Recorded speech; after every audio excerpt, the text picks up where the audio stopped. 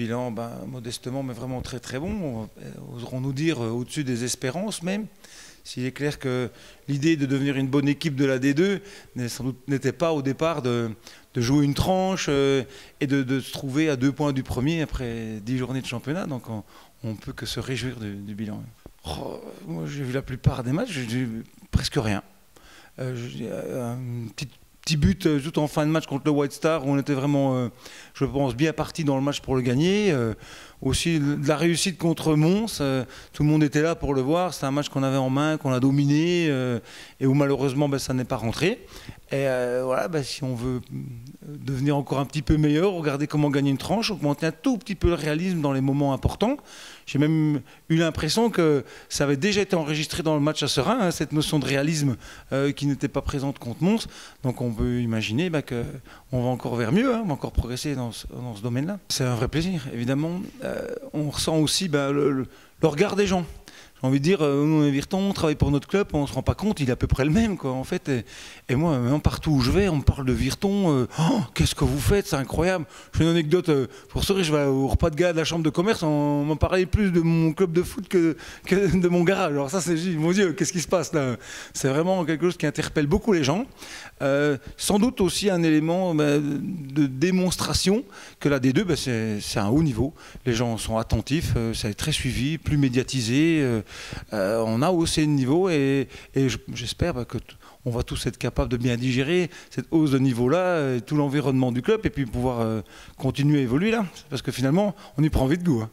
Avec Franck, au moment donné, on doit tirer les bilans d'une première saison en D2 où on a pu se maintenir, qui était quand même le premier objectif, après un recrutement orienté sur le talent et sans doute nous donner les assurances qu'avec ce talent-là, on pourrait se maintenir, ça l'a fait. On s'est rendu compte qu'il manquait un peu d'impact physique, peut-être au niveau mental aussi, une réelle détermination pour jouer un rôle à ce niveau-là. L'élément mental aussi, c'est de voir qu'on était trop tôt sauvés, puis que finalement, allez, ça se dit, on cochonne un peu la fin de sa saison. Et tous ces éléments posés sur la table, on dit comment on fait pour y remédier en gardant ce qui a fonctionné. Ce qui a fonctionné, il y avait quand même des choses.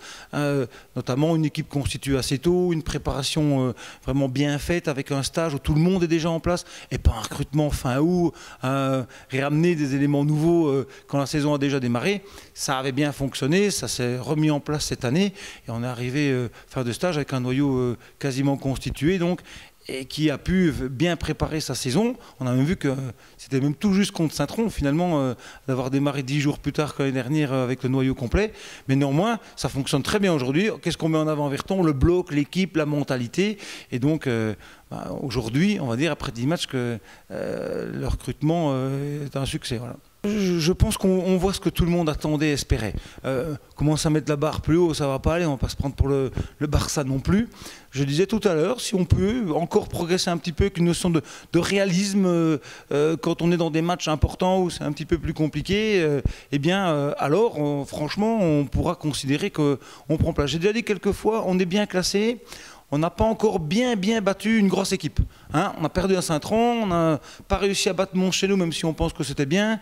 Le White Star est une grosse équipe qu'on n'a pas pu battre non plus. Et voilà. Donc l'étape suivante, c'est d'avoir vraiment une grosse équipe ou une qui est devant nous et qu'on va les battre. Ça sera ce qu'on aimerait voir un petit peu pour nous augmenter encore notre plaisir, notre satisfaction de nous voir là. Dans le stade, on voit progresser match après match un petit peu la quantité de spectateurs. On a cherché aussi avec le conseil d'administration à amener des éléments nouveaux, une fois les entrées gratuites pour la rentrée des classes, une fois un happy hour en après-match, une fois un changement d'horaire pour un match, de nouveau un happy hour en avant-match cette fois-ci pour faire venir les gens un petit peu plus tôt. On a remis des éléments propres aux supporters dans la boutique. On va refaire sans doute ce changement d'horaire dans les matchs prochains aussi, avec comme différence non seulement un peu plus de monde, mais peut-être un public un peu différent. Moi je mets toujours en avant d'avoir vu avec un immense plaisir un tas de petits loulous au match contre Mons, parce que le match à 18 h, ils peuvent venir avec leurs parents, ils étaient tout contents, et c'est pas un hasard si ce jour-là on a presque multiplié pas loin de par 10 le chiffre à la boutique, parce qu'on achète une petite écharpe pour le gamin, et donc ces éléments sont évidemment gratifiants et motivants. Par contre, pas non plus de manière idiote de dire voilà c'est super, parce que allez, recevoir une ancienne D1 comme Mons devant 1800 personnes, c'est encore trop peu. Je ne vais pas passer pour un rabat-joie, mais c'est quand même réel qu'on on peut encore espérer progresser là-dedans. Mais ma pensée est positive, je pense qu'on va vers le bon, on le sent dans la rue, dans les commentaires, dans les regards qu'on croise au stade, et tout ça par la grâce d'une équipe qui en veut et auquel le public peut s'identifier, ce qui est fort important. Excelsior Virton est une association finalement qui regroupe deux ASBL, une pour l'équipe première et une pour les jeunes, et donc on peut considérer aujourd'hui que le top de l'ASBL jeune, c'est cette équipe espoir, hein, avant de passer de l'autre côté. Et tout le monde sait que le projet Excelsior Virton s'appuie sur la formation des jeunes et que notre motivation à rester en D2 est aussi quasiment principalement pour eux et ne pas régresser en termes de niveau de formation pour toute cette belle jeunesse, je dirais. Et donc c'est la preuve d'un travail très bien effectué en dessous des catégories d'âge pour amener des garçons en espoir performants, ce qui est aussi attendu puisqu'on souhaite en voir quelques-uns dans le noyau d'équipe première bien sûr. Et c'est vraiment formidable de voir que le haut de cette ASBL jeune et cette équipe espoir preste aussi bien, donne aussi, quoi qu'on puisse en penser, en tout cas aux spécialistes du football, une très bonne image de notre club. Il faut quand même bien se dire que quand Eupen, qui est premier au classement, qui avait quasiment pas encaissé de but, vient à Virton et prend 5-0, tout le monde se demande qu'est-ce qui se passe.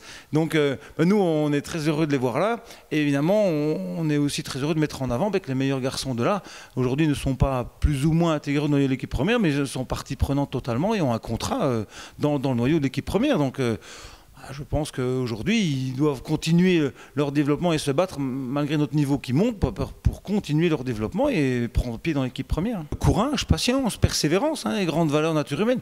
Et tous les garçons qui, à un moment donné, ont pu réellement prendre pied dans l'équipe première, combien l'ont fait réellement avant d'avoir 20 ans. Et donc aujourd'hui, quel âge ont nos garçons qui sont dans nous de l'équipe première? Ils n'ont pas 20 ans. Hein. Regardez Guy, regardez Simon quand ils sont des titulaires, plus récemment, regardez Renaud, c'est à 20 ans. Donc voilà, je pense qu'il faut faire attention à un entourage qui dirait oui, c'est tout, tu joues pas, ça va pas. Non, non, non. D'abord, commencer très bon espoir, intégrer dans l'équipe première. Quand je dois dépanner, ça a été très bien fait à Serein, parce que sur les 3 changements, quand même 2 garçons du club ont aidé à faire basculer le match. Je dois vraiment montrer que je peux aider l'équipe en temps voulu. Puis à force de très bien l'aider, un jour prendre pied définitivement. Hein, ça, c'est la logique.